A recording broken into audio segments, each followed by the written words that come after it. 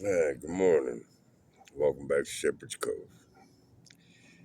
Today's Thursday, September 25th, 2025. About 124 days, clean and sober. It's a good day. So, I was thinking about the day that I was driving back from rehab. I was with my son.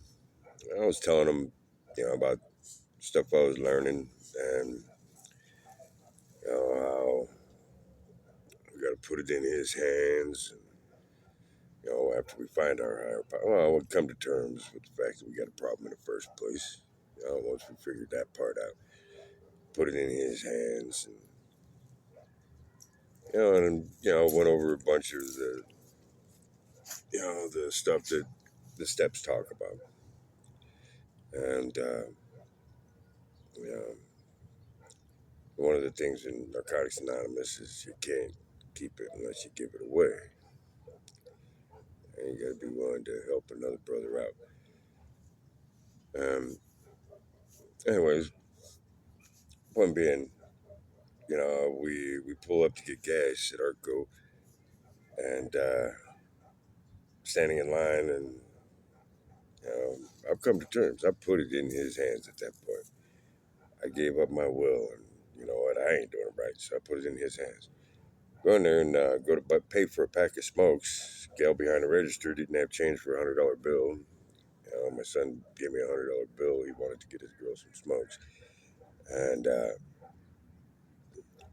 so the lady didn't have the change. So homeboy behind me says, "Hey, I'll get those." So he buys a pack of smokes. Shit, right on. So we start talking, and he's got 2 years under his belt, and we start bullshitting about recovery, Narcotics Anonymous, AA, and and just our own paths to recovery. Next thing you know, you got these two fools out in the middle of the parking lot at Arco hugging. Ain't that weird?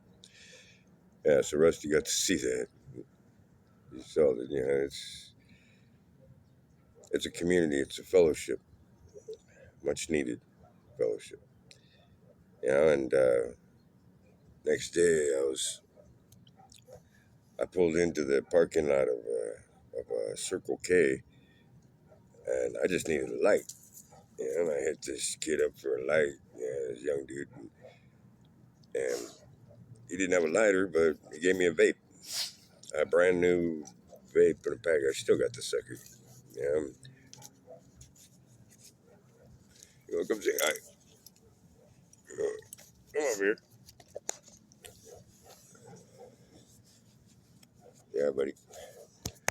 But yeah, this dude. So the vape takes off the edge, when I really need a cigarette, and I'm trying not to smoke as much now that I'm working around a bunch of people who don't smoke. And still have it. All right, back it up, Jake. So my point being, just a couple of days ago, I needed a bicycle, because hopefully I'll be getting a car pretty quick here. But so look online. There's a bicycle there's a few of them, but the one I liked was for $70. Well, that would have tapped me. That was a bit of what I had. So got to get here, and I talked him down to 50 over the phone. When I get here, I got $44 on that Cash App and another $6 in my pocket. And he took the Cash App and the $44 there, and let me slide on the other $6. He said, "Oh, hey, don't worry about it, man." Right on. So my point is, now that I put it in his hands, shit right and left is falling in my lap. One of my prayers as I pray, thank you for this food. Thank you for this day. Lord, please give me the tools I need to help those in my past. And Lord, please put those that have a need in my path.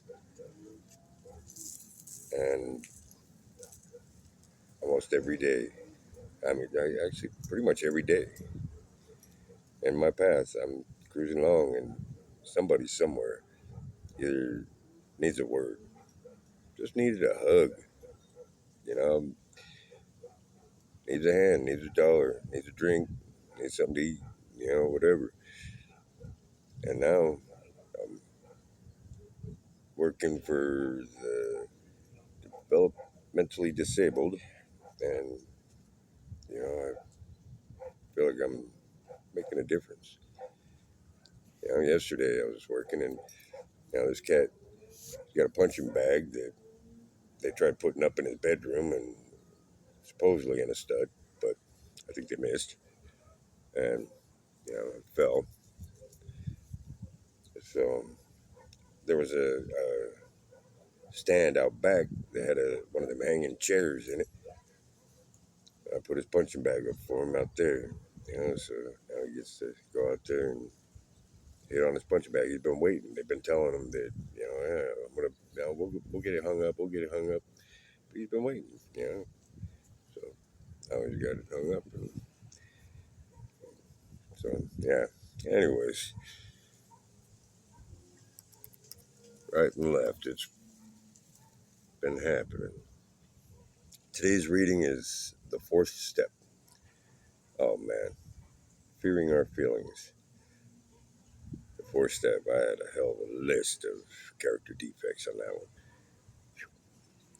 We may fear that being in touch with our feelings will trigger an overwhelming chain of reaction of pain and panic. And it did. A common complaint about the fourth step is that it makes us painfully conscious of our defects of character. We may be tempted to falter in our program of recovery. Through surrender and acceptance, we can find the resources we need to keep working the steps. That's exactly what I did. Surrendered to homeboy upstairs, and he's keeping me sober and away from doing stupid shit. It's not the awareness of our defects that causes the most agony. It's the defects themselves. When we were using, all we felt was the drugs. We could ignore the suffering our defects were causing us. Now that the drugs are gone, we feel the pain. Oh shit.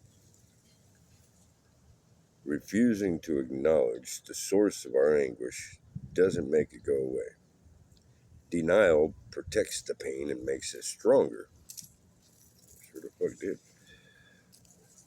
The 12 steps help us deal with the misery caused by our defects and dealing directly with the defects themselves.